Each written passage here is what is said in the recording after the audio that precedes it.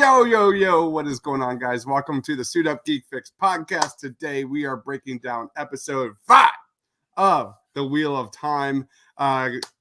Spoilers. Before we start jumping into this, spoiler warning. Christian and I have not read the books. We have not read the books, but we will be doing a spoiler-heavy discussion on what we saw today. My man, Christian, he is at Film Optics Podcast. He's all over the place at Music City Nerd on Twitter. What's going on, Christian? Not much, man. I gotta say, I'm happy that the weekend is here. I'm very, very happy. It's been a long week, and just watching another week of the Wheel of Time, and I gotta say, it was just as impressive as last week's. Yes, it really was. Guys, again, we're not book readers, so apologize in advance if we butcher a lot of these names. It's gonna happen. We make mistakes here. Life is about learning from those mistakes.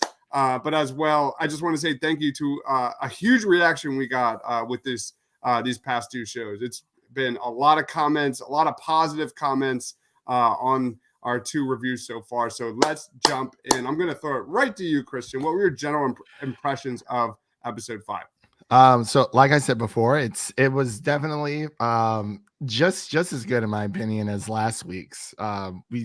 We saw a lot. We were finally in the city of I forgot the name of the city, but the White City. The White City. Yeah, no pun intended, but no, I'm kidding. So we finally made it there. It's a lot of this episode takes place like a month after everyone kind of settles in. Everyone's kind of now reconvening. I really did enjoy it. Unfortunately, I did have to watch it in parts because I watched it on majority of it on my lunch. Well, yeah, about half and half, and I was so like enthralled like the first part of the episode, and then I was like, oh crap, I got to go back to work. So and so I paused it, came back after and finished it, which it was good. It was just I hate when it comes to TV shows, like I like to just kind of watch it all together. It's like if I'm in the zone, like I'm in the zone, and sometimes I have to break that. But the runtime has been great as well as every other episode. They really do. It literally is like a 60-minute show. This isn't like 45, 50, 55. Like no, it's 60 minutes for sure. But we see a lot with the Aes Sedai, their bond with their wards, and I really did enjoy it. I think now I am officially in for the long haul. Okay. The first 3 episodes were good. It's just everything seemed to be all over the place. But now it finally seems like where it, the show has finally found its footing. And, it takes a lot with TV shows. And, we're finally like, well, we only have 3 more episodes after this. So it's crazy. It's crazy to think about, how, but I really did enjoy it. What about you? Yeah, as I said, like many times in our previous reviews here, I'm really enjoying how the show deep dives into that world lore without giving you like all these tons of like information dumps. I thought the introduction of the White City was epic with beautiful architecture that you saw. I thought the writing of episode 5 really stood out this week. There were some periods where the direction wasn't that great, but the writing I think clicked because you got to think it's a little risky, Christian, when you're like throwing in episode 5 in an 8 episode season at one episode full of just dialogue, and they really slowed it down a bit. It was risky, but I thought they really nailed it. That scene of Matt and Rand in the beginning when they're like overlooking the White City and what appears to be like the Lonely Mountain in the background or some shit. Like that was awesome, man. That's as a huge Lord of the Rings fan, that's everything I fucking signed up for with this show. That was just truly epic. But yeah, we saw this episode really slow down and allow these kind of characters to breathe, especially Steppen, who is the warder who is mourning the death of Karini. And I thought that really stole the show this week. This episode really kind of deep dived into Karini's death and the power and that significance of what it means to be a warder. And man, these warders, dude, they're the OG ride or die warders. You know what I mean? Like they literally they go all out for their Aes Sedai or however you pronounce it. But we learned that Stepien was a mess when Karini found him. We learned that she helped Steppen kind of rebuild himself. And we really learned a lot about that magical bond between Warder and Aes Sedai, and how like it's literally like almost stronger than the bond between like a parent and a child. And then you saw that when she died at the end of episode 4, that heightened that loss really for Steppen. And when he killed himself, it was tragic. But for me, it really helped as a non-book reader, understand more about that power of being a warder. So I think book readers probably didn't like this episode, I would guess, as much as I did. But for me, learning the strength, for me, this was all about learning the strength of the bond between Lan and Moiraine moving forward. And I thought that was a great example.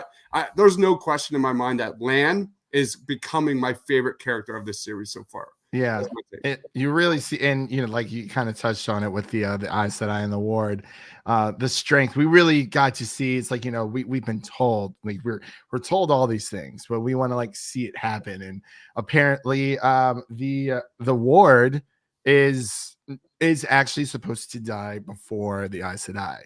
We don't know how or why, but and so I guess it is more of a protection type thing. But you really see, like, we see how the bond is made. Like, we didn't like I said, I think it was a few episodes ago when I thought it was like a connection, like between the demons and the humans and his dark materials. But it seems to have the same bond connection, because within that show, like your demon, that is like, it's like you're familiar essentially.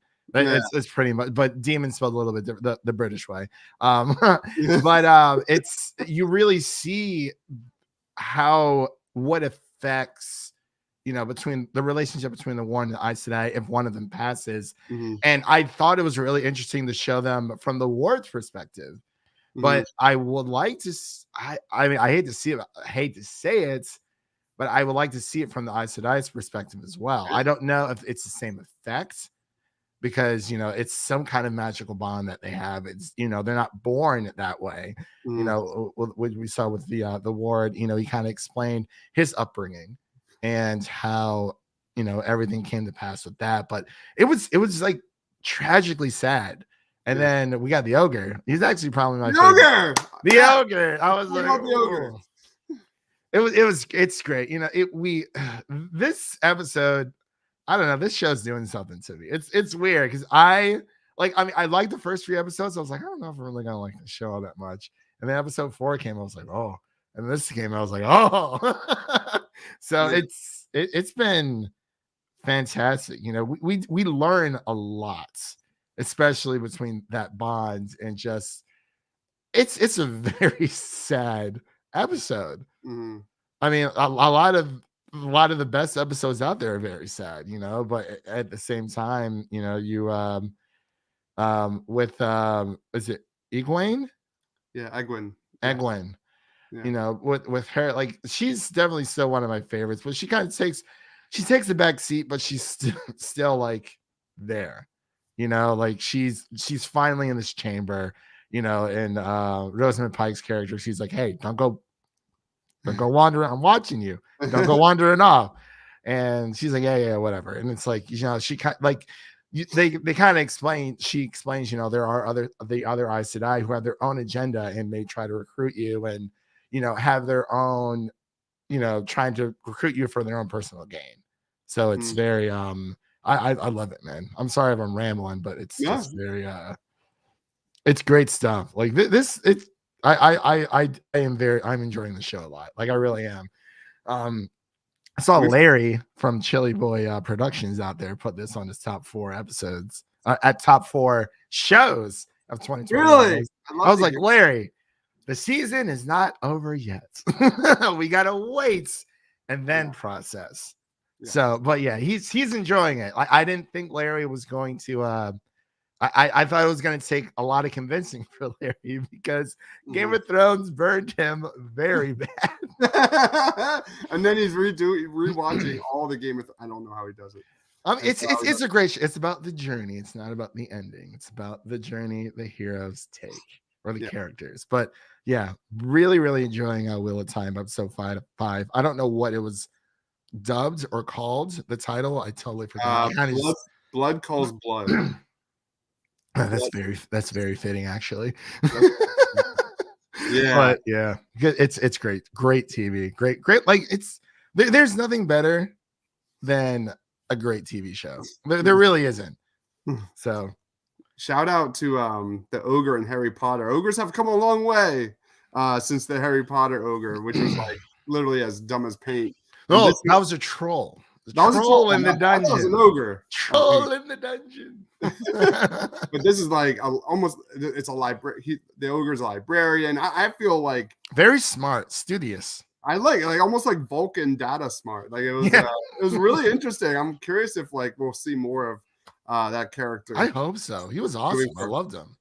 So we got to talk about this character, which is reaching Joffrey hateable characters, and he got a lot more screen time this week, and that's the Questioner. I'm talking about Valda, and I can't think of a bigger dick in TV than Valda. This dude, like, he's awesome. He is legit awesome.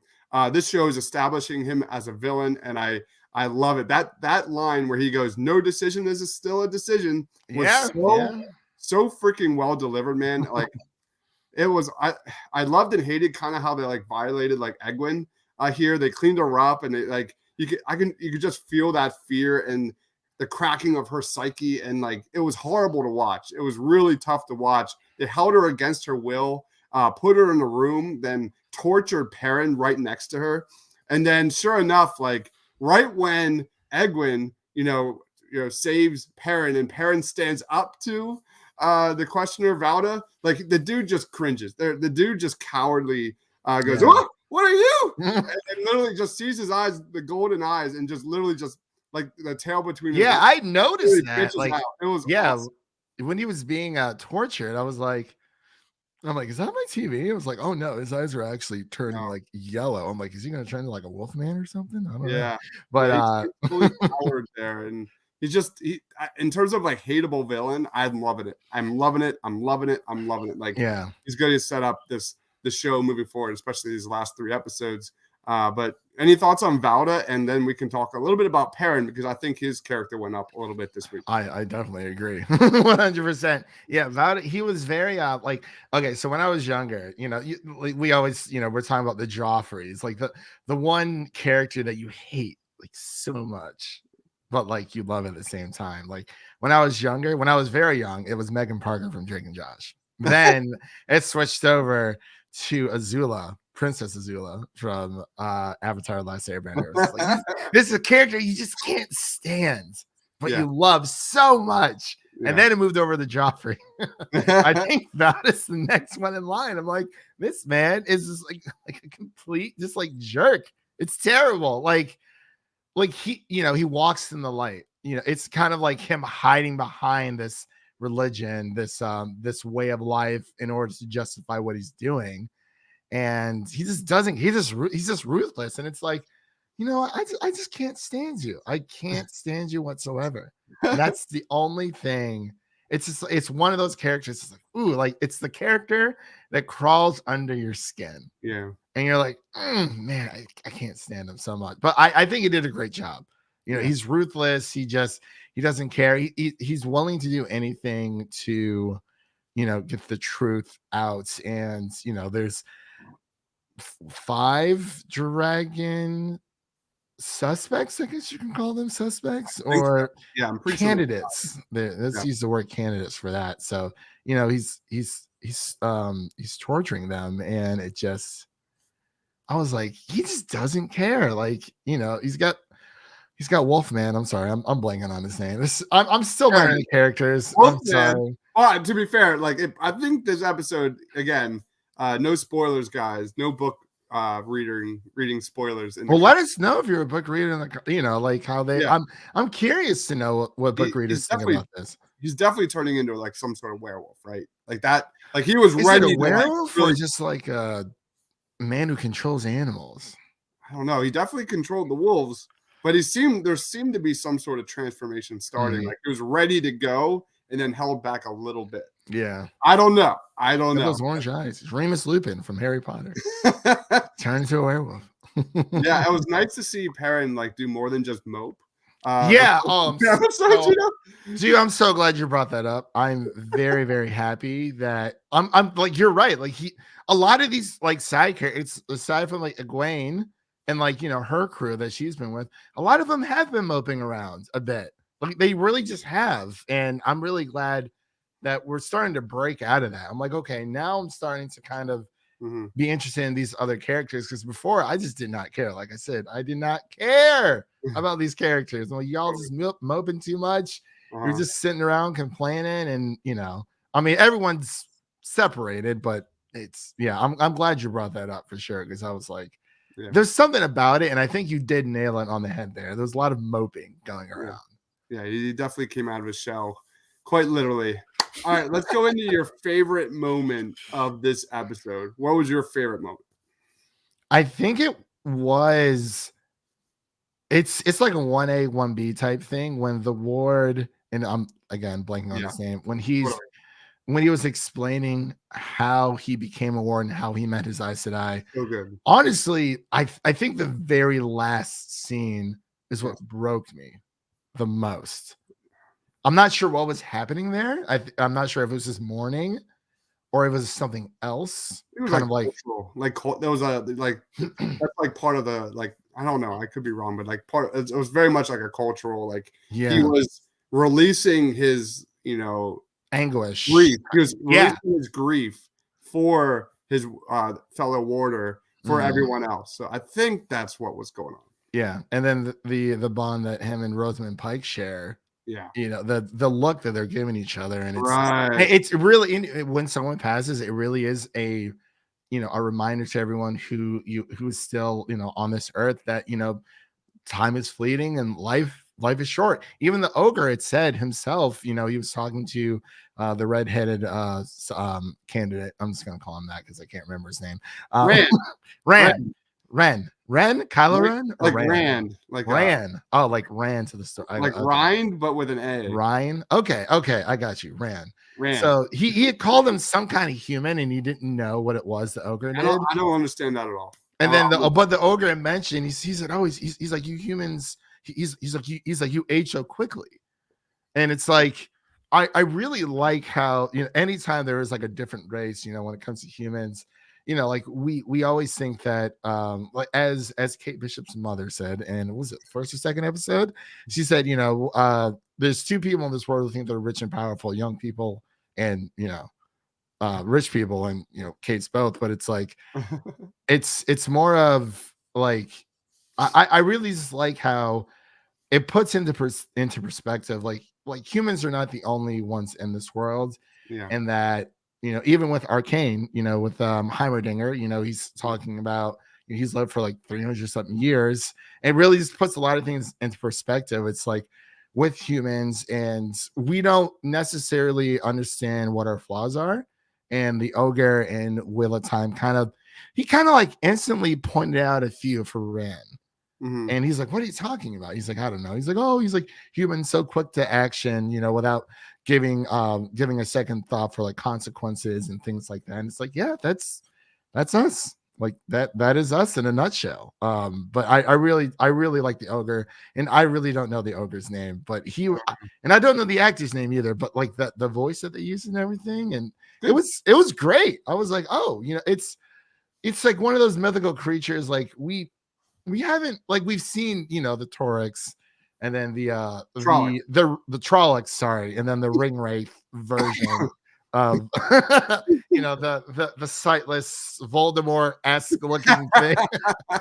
And they're like, but it's nice to see a otherworldly creature who isn't really threatening, and just to get a sense of how this world operates. And the Aes Sedai, I don't know. They're pretty scary to me, to be honest. A lot of them are. It's just, this world, or the Aes Sedai, it's like, it's ruled by women, which, it's not a bad thing, but it's just, it puts things in a different perspective, and I really, really like it.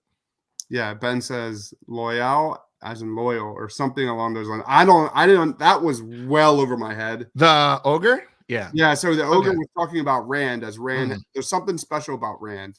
which I need. Yeah, he's like a meta. I don't want to say meta. He said something human, Yeah, and he didn't know what he was talking about. So he's some like kind he's of not from the Two Rivers or something. Like, yeah. He's like, oh, he's like a such and such human from the two. yeah, Oh, peculiar.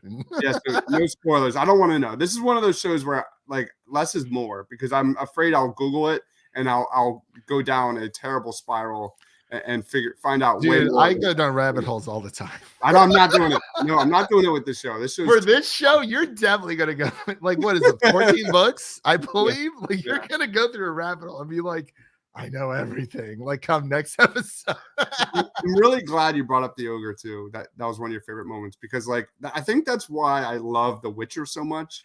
Like The Witcher's prosthetics, great stuff. Yeah. The Witcher's so good for me personally because like it's also has great world building, but it's like it presents like all these different types of monsters, but at the end of the day, like it shows you that humans and men are like just as worse, if not worse, monsters than the actual like monsters in that world. So I want to see more of the ogre. I want to see more of this kind of dialogue with different races and cultures, and I think the show is doing a great job showing different, not just monsters and cultures, but different philosophies. And that Way of the Light versus the Way of the Leaf was really cool. I really enjoyed how like the Way of the Leaf, like they believe in like nonviolence, and they stood up to the questioner. Man, they built up that wall. I was like, I'm like, are they really gonna like break down and fight? It's like, no, they just took it. Like, that was really cool. That was a really cool moment. I love how the show is. Like I said, it's not holding your hand. It's literally like walking you through all these really neat and different things that are from the book, whether that's modified or not. I have no freaking clue. But for me, I'm right with you, bro. Like that Lan's reaction to Steppen's loss and how much love that brought out for his love for Moiraine. That when Steppen and Lan are interacting, man, that was pretty emotional shit. It really was. Yeah, it was really sad to see him go. I loved all the water stuff in this episode. The water culture was really cool to learn about. It's almost like this like fraternity between each warder. Like that was really neat. Like when you see Lan like breaking down and screaming at the end of the episode, and you see all the other warders like got his back, and then you see Moiraine on the other end just in tears. That was a great moment for this show. And then speaking of the acting, like I thought it was really cool, really good acting from Perrin this week when he's like confessing that he killed his wife. I forget her name, Layla. Dude, I still can't get that image out of my. It was done so well. Yeah, like the whole, and he explains it perfectly. He's not, he's like, it's my fault. He's like, we're finding this Turlock. Trolloc. My God, I'm sorry. And then Trolloc. And he explains it perfectly. He's like, he was in this like bit of rage. He's like, there was two of them, and he thought that he killed one of them, and he heard something behind him. He just swung and just whoosh, with his wife. I was like, oh.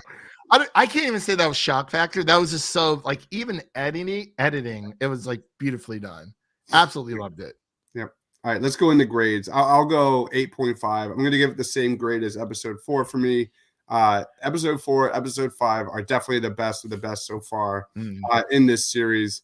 Like I said, I just love Lan. Lan is he's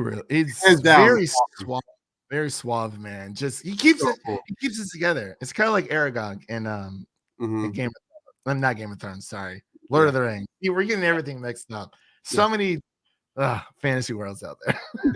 that development between Nynaeve and Lan, and then Lan and Moiraine, like that's the bread and butter of this show. In my head, like I love it. I could just watch those two on screen all freaking day long. Ben says, "I'm glad you're digging the show. Avoid spoilers and enjoyed the journey." That's what I'm nervous about. Like I don't want to. I'm not looking down any rabbit holes. I want to read the books now, but it's like I have no time. I have no time at all. Like I started reading the Witcher books. Okay. Like halfway through the first one. I think it's called like The Last Wish. And then I got distracted with something else. Like I can't do it right now. It's just but I want to at the same time. I'm like, I wish there was like 10 of me and I can just do all the things I wanted to read, all the books, read all Wheel of Time, Yeah. and just because besides Harry Potter, there really hasn't been like a book series that I've, like, okay, like how is this going to play out? Blah, blah, blah, blah. Like Harry Potter was the only thing that I have had the experience of, reading the books first and then the movies. A lot of people today don't read, but there's audiobooks for that. So definitely. I think if anything, if I can do the audiobooks for Wheel of Time, I might be able to squeeze it in. Mhm. But yeah, you said 8.5 for your score. 8.5 on mine. That was the I don't same know what thing. I gave last week's, but I'm gonna give it the same as this. I really enjoyed it. It's just we're finally like, I don't know. There's something about it where it's like, okay, they've been talking about this White Tower, et cetera, et cetera. And it's like, all right, when are we going to get there? But like it's good. I like it. I really do. I mean, there's been other fantasy shows out there. We talked about Arcane, it kind of scratches that itch, but this is, high fantasy type stuff. There's definitely things of Lord of the Rings, but like I said before, so many fantasy worlds have been inspired because of Lord of the Rings. I don't know when the Wheel of Time was first published, at least the first book, but I'm assuming it was way after it's Lord of the Rings has always been like the skeleton, like the foundation of these high fantasy worlds. And it's I absolutely love it. It's just, some are really, really good, some are complete, it's terrible, but like Cursed on Netflix, What If the Sword was another. Yeah. I kind of liked it, but I was a little sad because like towards the end is when I got really invested. Okay. And then they canceled the show. So it is what it is. But yeah, I guess I'll just give it a 9 out of 10 for live streaming sake. Awesome. Real quick, power rankings for the Dragon Reborn. How have your rankings changed at all? No. Biggest Naive still at the top. She's still at the top. Still at the top. I think I went Rand for my number 2. I forget who your number 2 was. Number 2. Okay, now maybe.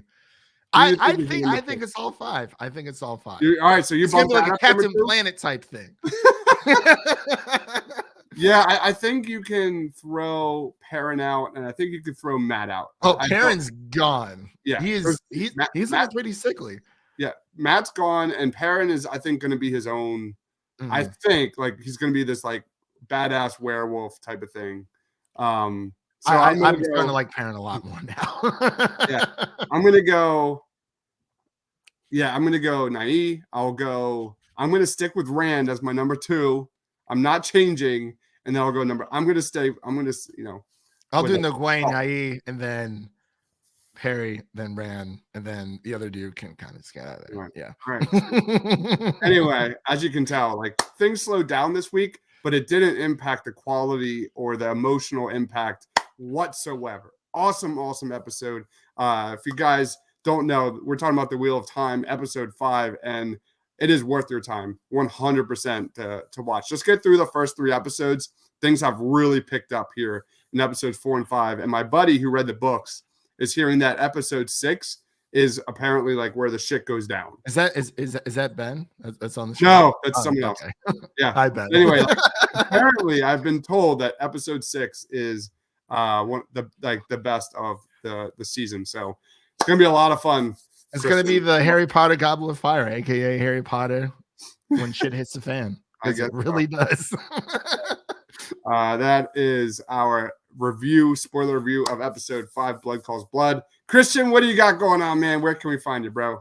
All right. So for those of you for coming on for this video, whether you're watching a live stream or after, thank you. It's been a fun ride. It really has been. You can find my podcast, my audio podcast. It's called Film Optics. That is Optics with an X. We're a weekly podcast presenting critics and non-critics a glance into comic book movies, blockbusters, industry, not industry, excuse me. It's been a long day and I'm just really happy the week's over. We also cover indie films as well and everything in between, streaming and whatnot. A wise friend once said, Griff Schiller, He said the conversation continues after the credits. So definitely come by and check out our podcast. We're available on podcast platforms around the internet: Apple Podcasts, Spotify, Google Podcasts, Stitcher, Pandora, iHeartRadio, all that jazz. We actually just released 2 episodes within these past few days. Our Hawkeye episode 3 review is up on podcasts, on the podcast, and we just closed out on our Harry Potter movie series review. We just released our Harry Potter and the Deathly Hallows Part 2 review, which I'm joined by some phenomenal people. That was a big project for me, and it's my favorite movie franchise, my favorite book franchise of all time. And I just want to say thank you for everyone out there. I know I've already said it to them on Twitter and stuff like that, but definitely check it out if you're a big Harry Potter fan. And we got another movie series review coming up for The Matrix. And we're going to be continuing covering Hawkeye, so definitely come by. Your ears will thank you. Film Optics Podcast, absolutely check it out. Just want to say thank you again to all of our comments and love. Thanks to Ben. Ben's been here the entire time. Yeah, he's a big believer in the painted lines and there you go. Geeks. He's been a truther, a regular for a long time. But again, thank you. We love the show so far. So, I gotta say though, there have been a lot of book spoilers in the comments. Don't go down that rabbit hole. Don't even look at the comments. Don't until the season's over. Then that's when you comment. 100%. You're like, okay, now I know everything. So now I can kind of like school some people if they're doing, this miscommunication type thing. So even the book readers have been commenting, like they're suggesting to get someone that is not watching the show to, moderate the comments because it'll be spoiled. That is good. Thank you so much, book readers out there. They're nice. They're nice people. That is so helpful because there's a lot of fandoms out there that are just crap. Yeah. No, like people are clearly like enjoying, the book readers are clearly enjoying watching the non-book readers' reaction and guess, who the dragon is and what's going to happen next. So that's how it was for me in the Red Wedding for Game of Thrones. My friend was just staring at me the entire time. He's like, I just want to see it. I'll just watch. I'm like, okay. Then I was like, holy. Yeah. This is in adaptations. I would like to know from some of the book readers, like, what has been your favorite adaptation from the books to screen? Because as we all know, not everything transfers well from page to screen. So I'd like to know from all the book readers out there, especially from this episode, what did you think the show did better than the books? Essentially, because I would like to know, because when it comes to adaptations, like Jorah Mormont in Game of Thrones, like in the book, he's like this short, stubby dude. Like, oh, really? Kind of looks like a troll or a little like Hobbit-esque thing in a way. But yeah, but like, you got to change some things around. And even Daenerys, she has like purple eyes because that's like a trait of her family. Couldn't really do that. Even with Harry Potter, Harry has green eyes. Daniel Radcliffe was actually allergic to the green-eyed contacts that they used. So J.K. Rowling was like, so long as you say he has his mother's eyes. So yeah. Ben says the story is a bit different, but the character. Oh, Ben is a book reader. Okay, nice. Awesome. All right, let's wrap it up. Follow my man Christian on Twitter at Music City Nerd. Check out his podcast at Film Optics. I am Dives, Mr. Crockpot. Tonight at 8 p.m. East Coast time, we've got the action movie draft. Christian, I've got like 6 pages of legit action movie trivia. Oh, you're doing the actual draft, and I wish I. Oh no! Sorry, movie trivia. The movie trivia. Oh, okay. It's tonight. I'm doing a outing with some coworkers. We have a few of them flew in for the weekend, so we're kind of having a little team building exercise. I don't know. Fun. So, that sounds good. Let's see what else. Of course, Hawkeye reviews, Amazing Spider-Man 2 reviews coming down next Tuesday as we get ready for Spider-Man. And then we've got the Christmas movie draft going down a week from tomorrow. Yeah, my man Christian over there, he's like, he doesn't care. He doesn't give a shit. He's like, I'm just ready for the Tournament of Champions. Just wake me up when that goes down. I am. I mean, honestly, as the reigning champ, as the sci-fi movie draft champion, it's not even my favorite genre. It's my second favorite, but Yeah. Oh man, it was a lot of fun. I would lose the Christmas draft so hard. Would you? I would, because everyone's like, nobody likes Home Alone 3 but me. It's fine. So it is so what it funny. is. Love it. But yeah, best of luck to everyone out there. Yeah, that'll go down February 11th, 8 p.m. Live draft, celebrating all the best Christmas movies. I can't wait. I'll be dressed up, full Christmas gear, ugly sweater, and everything. Is Christmas your favorite holiday? Ooh, I'm a Halloween guy. I knew it. Oh my gosh. I was gonna say, if he says Halloween, right? I'm a Halloween guy. I mean, I think it's overrated. I do. Really? Yes. If we can just take the entire month of October and throw it out the window, you can still have your pumpkin spice latte during November. Oh, man. You've got football, Thanksgiving, the start of Christmas. basketball, you've got fall weather, crock pot, smoker weather. Or we can keep October. Just get rid of Halloween. No, you can't get rid of Halloween. No, it doesn't work like that. I was a very scared child growing up. So I hated Halloween growing up. Oh, it was the best. Like my birthday parties were literally going to a place called Jason's Woods, which is nearby here. And it's one of those like Halloween house, hayride, all that stuff. Like, my favorite ever. I love them to the death. Like our anniversary went and did the Halloween Horror Nights. Nice. Dude, it was a dream. It was a dream of mine. So I'm warming up to it a bit, but it's really oh, it's amazing. Oh, I'm more of a 4th of July guy myself, 4th of July? Nobody cares about 4th of July. Summer, bro. You get a nice little cookout. You got the family, the friends over. It's You should know Mr. Crockpot, Mr. Chef Master over there. Let's wrap it up. All right, guys. Thank you, everybody, for watching. We'll catch you next week on our Wheel of Time episode 6 review. I am psyched. I'm really excited to see what goes down. But anyway, this show is just getting better and better and better. The characters, the character arcs, just the emotional moments is just really kind of coming to a head, especially literally with all these characters now at the White City. Thank you, everyone, for watching for like the 6th time. Stay awesome.